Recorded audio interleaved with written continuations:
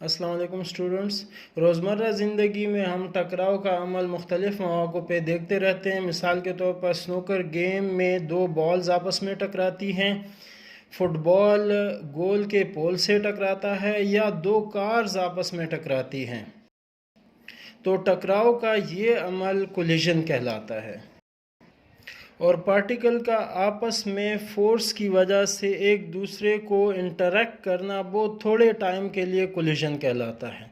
और कोलिजन के इस अमल में दोनों पार्टिकल एक दूसरे को मोमेंटम और काइनेटिक एनर्जी एक्सचेंज करते हैं, यानी एक पार्टिकल दूसरी को एनर्जी देता है और दूसरा पहले को एनर्जी देता है। यानी यहाँ पे अगर हमारे पास एक पार्टिकल m1 है, दूसरा पार्टिकल m2 है, इनकी वेलोसिटी u1 और u2 है, दोनों आपस में टकराते हैं। टकराने के बाद ये आपस में मोमेंटम और काइनेटिक एनर्जी एक्सचेंज करने के बाद मुख्तलिफ वेलोसिटीज़ के साथ v1 और v2 के साथ मूव करते हैं। कोलिजन की दो किस्में हैं, एक को हम इलास्टिक कोलिजन, दूसरे को इनइलास्टिक कोलिजन कहते हैं। इलास्टिक कोलिजन में काइनेटिक एनर्जी भी कंजर्व होती है और मोमेंटम भी कंजर्व होता है। कंजर्वेशन का ये मतलब है कि कोलिजन से पहले जो काइनेटिक एनर्जी होती है वही एनर्जी कोलिजन के बाद भी होती है। तो इलास्टिक कोलिजन में काइनेटिक एनर्जी और मोमेंटम दोनों कंजर्व रहती हैं, लेकिन इन इलास्टिक कोलिजन में काइनेटिक एनर्जी कंजर्व नहीं रहती ही और मोमेंटम कंजर्व रहता है। इलास्टिक कोलिजन की एग्जांपल एटॉमिक स्केल और सब एटॉमिक स्केल पे हैं। मिसाल के तौर पर प्रोटॉन और वाटर आपस में कोलाइड करते हैं तो वो इलास्टिक कोलिजन है।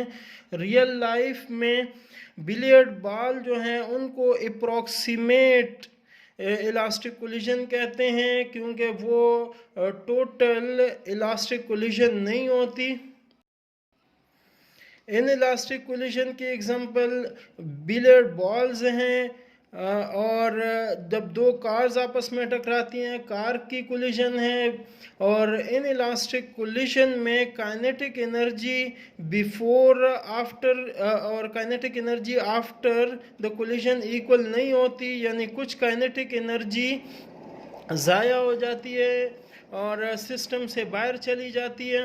मिसाल के तौर पर दो कार्स जब आपस में टकराती हैं तो उनसे साउंड प्रोड्यूस होता है, कुछ एनर्जी साउंड में चली जाती है, कुछ एनर्जी हीट में चली जाती है और कुछ एनर्जी डिफॉर्मेशन में चली जाती है।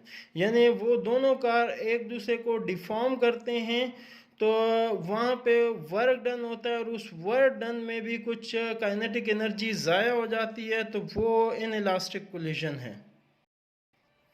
अभी हम कोलिजन की एक सिंपलिस्ट केस की तरफ बढ़ रहे हैं, यानी वो कोलिजन हमारे पास अगर इलास्टिक कोलिजन भी हो और एक डायमेंशन में भी हो, यानी सिर्फ एक स्ट्रेट लाइन के लॉन्ग हो जिस तरह एक्स एक्सिस है या सिर्फ वाई एक्सिस के लॉन्ग हो, तो इस किस्म की कोलिजन को हम परफेक्ट इलास्टिक कोलिजन कहते हैं। परफेक्ट इलास्टिक कोलिजन को मैंने डिफाइन किया है कि वो कोलिजन जो कि अलोंग अ सिंगल लाइन होती है।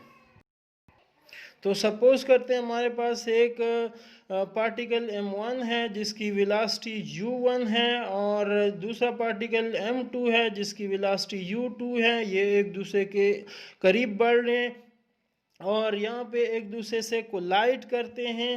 कोलिजन के बाद ये मुख्तलिफ वेलोसिटी लेकर एक दूसरे से सेपरेट होते हैं। कोलिजन के बाद m1 की वेलोसिटी v1 और m2 की वेलोसिटी v2 हो जाती है। अभी हम law of conservation of momentum और law of conservation of energy को यूज़ करके u1 in terms of m1 m2 और u1 u2 फाइंड करेंगे। यानी दूसरे अल्फाज में कोलिजन के बाद की वेलोसिटीज़ को हम इन टर्म ऑफ मैसेज और कोलिजन से पहले की वेलोसिटी की टर्म्स में फाइंड करेंगे। तो सबसे पहले हम कंजर्वेशन ऑफ मोमेंटम को यूज़ करते हैं। कंजर्वेशन ऑफ मोमेंटम ये है कि बिफोर द कोलिजन जितना मोमेंटम होता है वो आफ्टर द कोलिजन भी होता है। तो बिफोर द कोलिजन हमारे पास दो पार्टिकल हैं, एक m1 दूसरा m2, दोनों का मोमेंटम m1 u1 और m2 u2 है। और कोलिजन के आफ्टर जो मोमेंटम है वो m1 का m1 v1 है और m2 का m2 v2 है।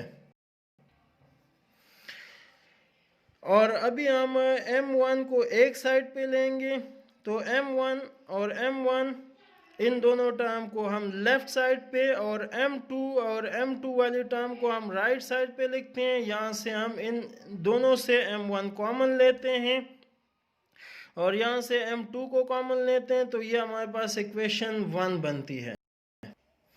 अभी हम law of conservation of kinetic energy use कर रहे हैं कि बिफोर द कोलिजन जो काइनेटिक एनर्जी होती है वही kinetic energy after the collision भी होती है। तो जो बिफोर द कोलिजन दोनों पार्टिकल की काइनेटिक एनर्जी ये है और आफ्टर द कोलिजन पार्टिकल की एनर्जी ये मैंने लिखी है।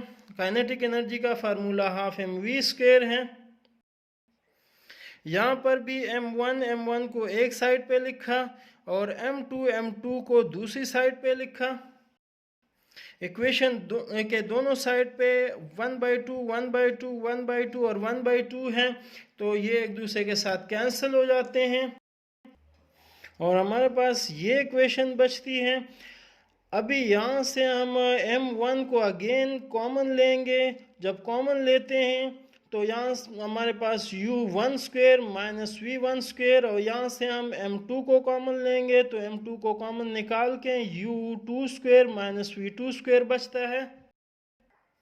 अभी इस फैक्टर में हम a² माइनस b² फार्मूला लगाएंगे जो कि a plus b a minus b के इक्वल होता है। तो यहाँ से हमारे पास u plus v u minus v आएगा। इसी तरह इस पे भी यही फार्मूला लगाएंगे तो u2 प्लस v2 और u2 माइनस v2 आएगा। इसको हमने इक्वेशन नंबर 2 कह दिया। इक्वेशन 2 को हमने 1 से डिवाइड किया। इक्वेशन 2 ये है, इक्वेशन 1 ये है। 2 को ऊपर रखा और 1 को नीचे, तो ये हमारे पास इस तरह की फॉर्म बन जाएगी। यहाँ पे m1 के साथ कैंसिल होगा और माइनस जिसमें था वो वाला फैक्टर ऊपर वाले फैक्टर से और ये फैक्टर इस फैक्टर से और m2 भी m2 के साथ कैंसिल होगा। हमारे पास इक्वेशन बचती है u1 plus v1 is equal to u2 plus v2। अभी u जो है वो इनिशियल वेलोसिटी है, तो u1 और u2 को एक साइड पे ले गए हैं और फाइनल वेलोसिटी v है, तो v2 माइनस v1 इनको दूसरी साइड पे ले गए और राइट साइड से हमने कॉमन लिया माइनस को, तो ये हमारे पास v1 माइनस v2 रह जाएगा और इसको हमने इक्वेशन 3 कह दिया। ये बिफोर कोलिजन वेलोसिटी है और ये आफ्टर कोलिजन वेलोसिटी है, लेकिन ये एब्सोल्यूट वेलोसिटी नहीं है, किसी एक पार्टिकल की वेलोसिटी नहीं है। एक पार्टिकल की विद रिस्पेक्ट टू दूसरे पार्टिकल वेलोसिटी है, तो इसको हम रिलेटिव वेलोसिटी कहते हैं। और लेफ्ट साइड पे रिलेटिव वेलोसिटी ऑफ अप्रोच है, यानी जब दो पार्टिकल एक दूसरे के करीब आ रहे थे तो एक दूसरे की रिलेटिव वेलोसिटी ऑफ अप्रोच है, और ये जब दोनों पार्टिकल एक दूसरे से दूर जा रहे थे आफ्टर द कोलिजन, तो इसको रिलेटिव स्पीड या वेलोसिटी ऑफ रिसिजन कहते हैं। तो हम इस इक्वेशन से ये देख रहे हैं एक माइनस साइन, तो इसका ये मतलब है कि relative velocity of approach is equal to negative relative velocity of recession है। अभी मैं m2 की जो वेलोसिटी v2 है इनको in terms of m1 m2 और u1 u2 फाइंड करूंगा। तो इसके लिए मैं इक्वेशन नंबर 3 से